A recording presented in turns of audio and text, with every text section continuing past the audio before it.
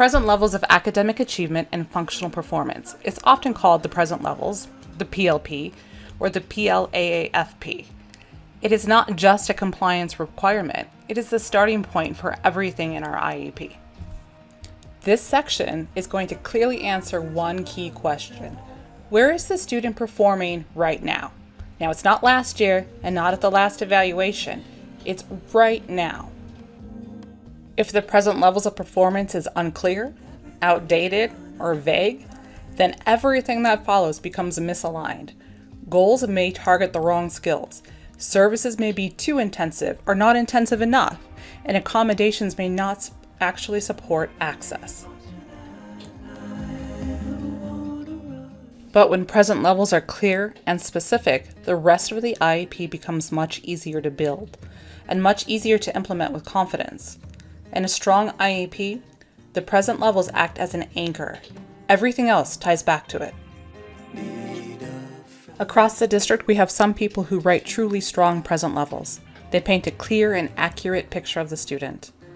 We also have some who are not quite where they need to be yet, and with an open mind they get there. And the reality is, all of us have room to grow in our work. We're teachers. Our job is learning and refining our practice. So when we look across IEPs and we see things that have gone wrong, we're consistently seeing the same patterns. What we see is some present levels that are copied and pasted from year to year with minimal updates. We might see some evaluation scores listed, but they're not explained. And if something tells me, oh, it's a 242, I don't know what that means, and the parents aren't going to know what that means. And we often see goals written that they don't have a clear baseline tied back to the present levels. And that issue is a big one. Scores by themselves do not tell us how students are functioning in the classroom. It doesn't tell us what they can do independently, what they struggle at, or what support they need. Without an explanation, the IEP is missing the connection between data and instruction. And when these patterns show up, the IEP starts to lose its purpose. It becomes difficult for teachers to use because it doesn't clearly tell them what the student needs right now. It becomes difficult for related service providers to align their instruction.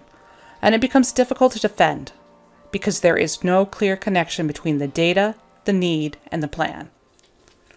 An IEP should function as a working document, not something we complete for compliance. If the present levels aren't doing their job, if they're not clear, current, and connected to real performance, the entire plan becomes harder to implement effectively and becomes harder to defend from a compliance standpoint. If you can only take one idea from this module as you move forward, take this one. We call this the golden thread. Now, each part of the IEP, it must connect. If a present levels of academic achievement and functional performance does not clearly describe the student's current performance, then the goal cannot be accurate. If the goal is unclear, then the services won't match. If the services don't match, then how do we get progress monitoring? And that is the central core of what an IEP is.